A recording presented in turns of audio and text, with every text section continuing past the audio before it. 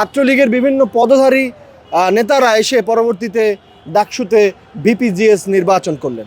এই দল দুটি মিলেমিশে একাকার, যাদের নৌকা স্লোগান দেওয়া ভিডিও আছে, তারা এসে ছাত্র শিবিরের জিএস পদে ভিপি পদে নির্বাচন করলেন। বিরোধী দল হয়তো সরকারকে একদিনও সঠিকভাবে কাজ করতে দেবে না, শান্তিতে কাজ করতে দেবে না। আমরা দেখতে পাচ্ছি বাংলাদেশের যে রাজনৈতিক দলটি, যারা একদম জাতীয় মসজিদের খতিব সহ, লোটাবাটি কম্বল সহ যে রাজনৈতিক দলটি পালিয়ে গিয়েছিল, যে রাজনৈতিক দলটি এই বাংলাদেশের কেন্দ্রীয় ব্যাংকের টাকা থেকে শুরু করে বাংলাদেশের অর্থনীতিকে পঙ্গু বানিয়ে দিয়ে পালিয়ে গিয়েছিল, সেই রাজনৈতিক দলটি দিল্লিতে বসে, এবং সেই রাজনৈতিক দলটি ওই দিল্লির দাসই ছিল, দিল্লিতে বসে তারা যে সমস্ত প্রোপাগান্ডাগুলো ছড়াচ্ছে, তারা বর্তমান গণতান্ত্রিক সরকার, বাংলাদেশের জনগণের প্রত্যক্ষ ভোটে নির্বাচিত সরকারকে নিয়ে যে প্রোপাগান্ডাগুলো ছড়াচ্ছে, যে অপতথ্যগুলো ছড়াচ্ছে, সেই একই অপতথ্য আমাদের সম্মানিত বিরোধী দলীয়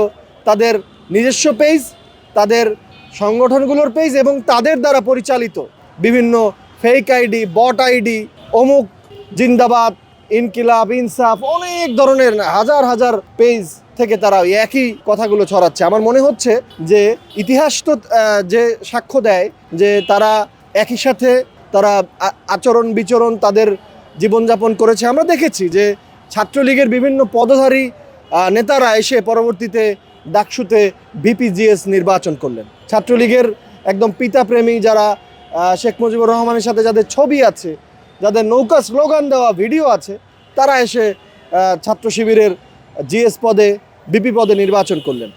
এই দল দুটি মিলেমিশে একাকার, এটাকে অনেকে অনেক নামে ডাকে এবং অনেক বলে, এবং আমি আশঙ্কা করছি যে বাংলাদেশের যে গণতান্ত্রিক সরকার, এই গণতান্ত্রিক সরকারের পথ চলাকে ব্যাহত করার জন্য শেখ হাসিনা 1991-এ যখন দেশনেত্রী বেগম খালেদা জিয়া ক্ষমতায় আসে, তখন বলেছিলেন যে একদিনও শান্তিতে সরকার পরিচালনা করতে দেব না। আমার মনে হচ্ছে সেই একইভাবে বর্তমান বিরোধী দল হয়তো ওই পন্থাই অবলম্বন করেছে যে হয়তো সরকারকে একদিনও সঠিকভাবে কাজ করতে দেবে না, শান্তিতে কাজ করতে দেবে না। কিন্তু তারা জানে না যে এই সরকার জনগণের প্রত্যক্ষ ভোটে নির্বাচিত সরকার। এই সরকার বাংলাদেশের কোটি মানুষের হৃদয়ের স্পন্দন। এই সরকার বাংলাদেশের কোটি মানুষের আস্থা, আকাঙ্ক্ষা এবং ভালোবাসার প্রতীক। ধানের শীষের সরকার।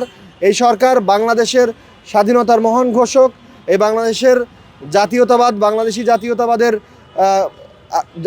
জাতীয়তাবাদের প্রবর্তক, বাংলাদেশে বহুদলীয় গণতন্ত্রের প্রবক্তা শহীদ রাষ্ট্রপতি জিয়াউর রহমানের সরকার।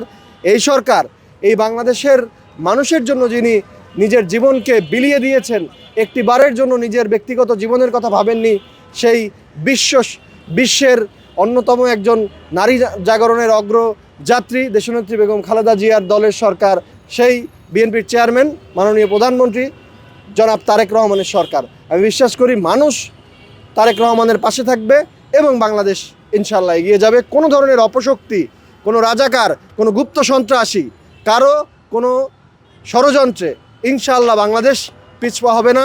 ইনশাআল্লাহ বাংলাদেশ ঘুরে দাঁড়াবেই। ইনশাআল্লাহ বাংলাদেশের অর্থনীতি, বাংলাদেশের সংস্কৃতি, বাংলাদেশের আইন শৃঙ্খলা পরিস্থিতি থেকে শুরু করে সকল কিছু সুন্দরভাবে চলবে। বাংলাদেশ ইনশাআল্লাহ এগিয়ে যাবে অসম্ভব সুন্দর এক উন্নতি প্রবৃদ্ধির অগ্রযাত্রায়।